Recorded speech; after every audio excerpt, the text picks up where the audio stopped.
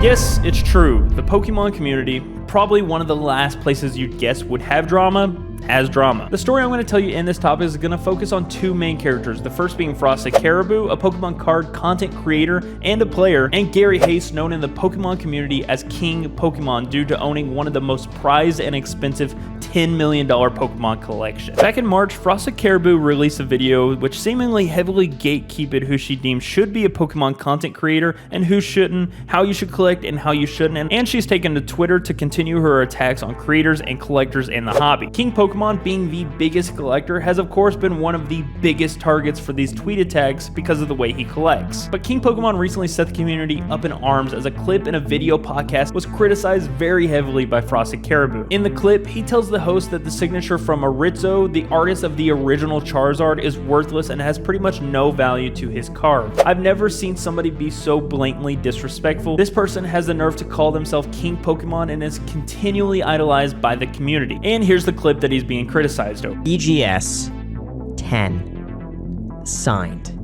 Yes. Wow. In this case, the signature means very little.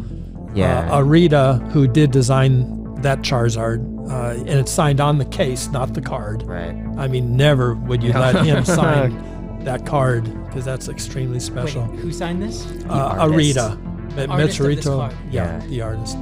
Yeah, but which in a lot of cases that's a big deal. But this card is such a big deal. His signature means nothing. Yeah, I could take. I'm tempted to take it off of there.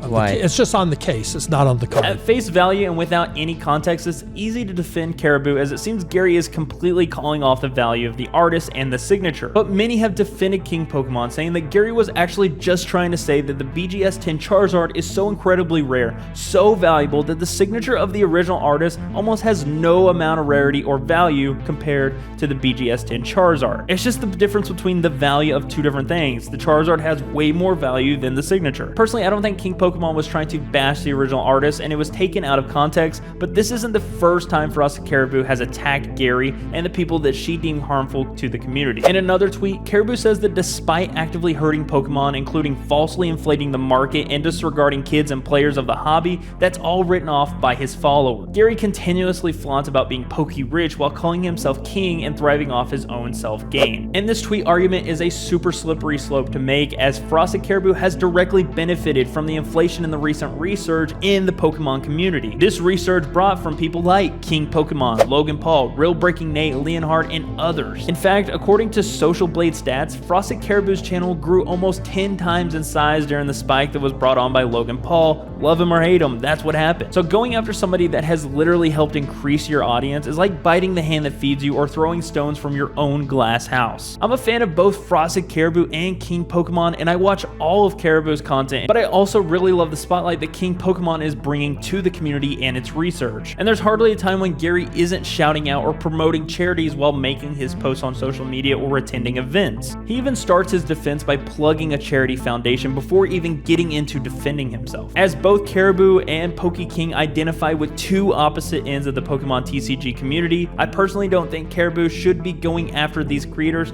or worse, hold the keys to the hobby. I say let collectors collect, let creators create, let players play, let sellers sell, or even scalp the demand for the cards. And having different visions of the hobby is what the hobby is all about, and coming after somebody for their views of the hobby is just wrong. But let me hear from you. Do you think Pokemon should be viewed through the same lens that Caribou does? Do you think that King Pokemon and other creators are hurting the community? I'd love to know your thoughts in the comments. If you want to check out the full version of the Weekly Geek episode, click this video here. We talk about the new Star Wars fan film called Fulcrum with special guest Ray Kinnick, Pokemon drama between Frosted Caribou and King Pokemon, the new Switch OLED letdown, and Marvel's What If series announcement. We've got content like this, so hit subscribe, and I'll see you all in the next Weekly Geek episode. Bye!